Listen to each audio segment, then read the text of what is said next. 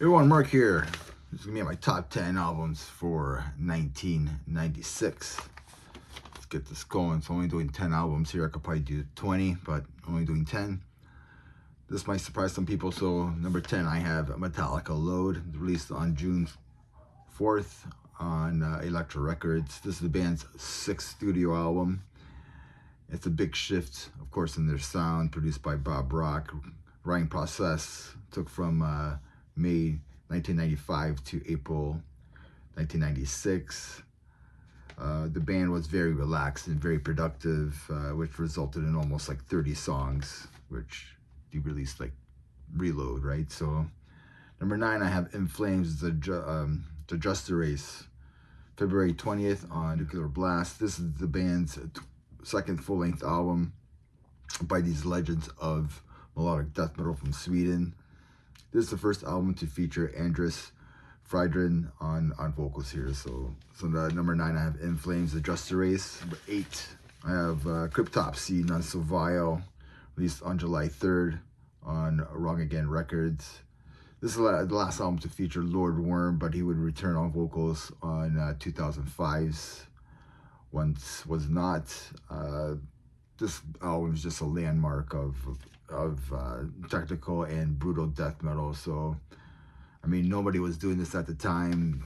It's still one of the most brutal albums out there in death metal. Number 7, I have Iced Earth, The Dark Saga. This is the band's 4th studio album from Tampa, Florida's Iced Earth, released on July 23rd on Century Media. The concept on this album was based on Todd McFarlane's comic book, the character Spawn. Matt Barlow just sounds amazing on this album. It's more of a melodic album compared to their other albums that came up before this. Really, I was really into Iced Earth at the time too, so well, Somewhere Wicked This Way Comes was the first album I got into them, but I became a fan. This album has continued that, right? So number 6, I have Tool, Enema, released on September 17th on Zoo and Volcano Entertainment. This is the band's second full-length album. This is my favorite album by the band. The album went triple platinum by 2003. It won a Grammy Award for Best Metal Performance in 1998 for the title track. In 2017, Rolling Stones listed this album as number 18 for the 100 greatest metal albums of all time. Number 5, I have Monstrosity, Millennium. This Florida death metal band released their second studio album on August 27th on Nuclear Blast, produced by Scott Burns. Last album to feature Corpse Grinder on vocals. Even though the artwork is pretty ugly, I guess it's not. Even though it's not the greatest artwork, this album still kicks ass. Kick-ass death metal right here. Killer album.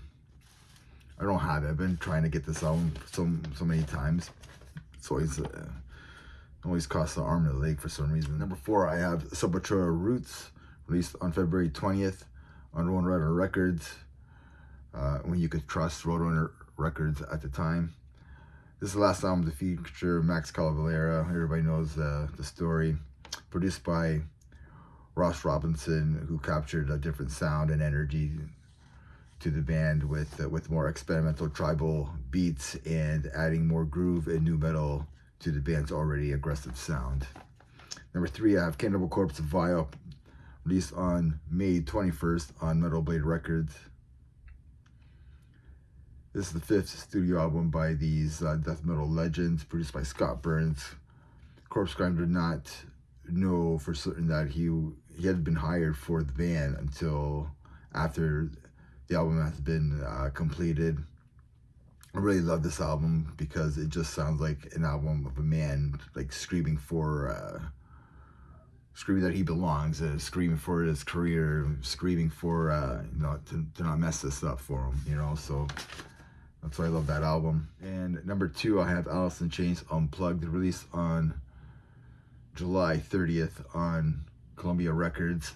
Even though this is a live album, it's still my favorite live album. It was recorded on April 16th, 1996 at the Brooklyn Academy of Music's Majestic Theater for the MTV Unplugged. Lance Staley was in poor health at that time, and a lot of people would say that this is a man singing at his own funeral. So it's a really sad. It's sad, but like I really enjoy that album too. So I don't know, big Alice in Chains fan. So many great classics on here. The band sounds great. Staley sounds great as well. Just a classic live album for all Alice in Chains fans. And my number one album is Pantera, The Great Southern Trendkill, released on May 7th on Elektra and East West Records, the 8th studio album by Pantera.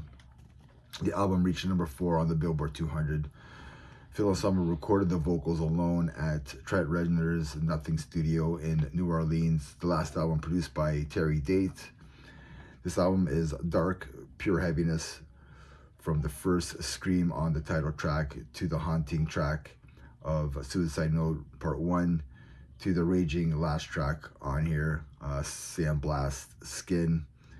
I've always been a big fan of this album, one of my favorite albums of all time. Let me know what you think of my top 10 1996 albums. And remember, everybody, metal never dies. Cheers.